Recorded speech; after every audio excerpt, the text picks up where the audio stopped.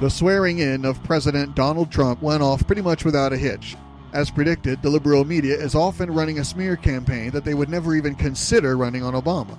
White House Press Secretary Sean Spicer blasted the media for reporting that was deliberately false about the size of the crowd that had come out to see Trump's inauguration.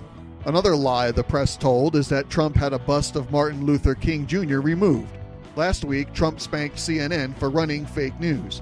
In like manner, Kellyanne Conway spanked NBC's Chuck Todd over the weekend for his garbage reporting. It's a small thing, but the first time he confronts the public, it's a falsehood?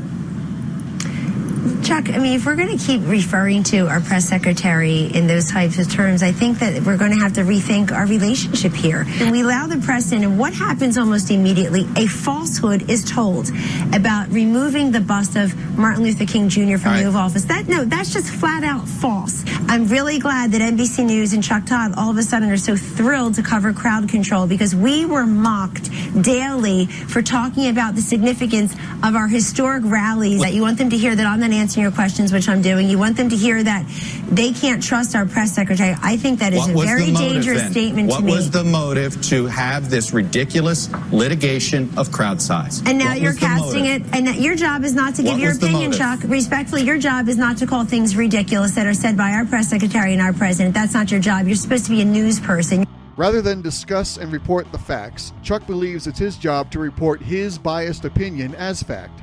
Conway stood up to him and he didn't like it.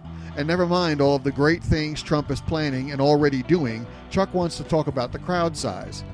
This administration does need to rethink their relationship with the liberal media. Why does NBC or CNN or the New York Times even have a White House correspondent if they're just going to go out there and lie about the facts? Where's the White House correspondent for Breitbart or The Blaze or World News Daily? The Democrats have been sent packing, and now it's time for the liberal media to also be sent packing. Thanks for listening. Don't forget to subscribe and donate at theraywarnershow.com.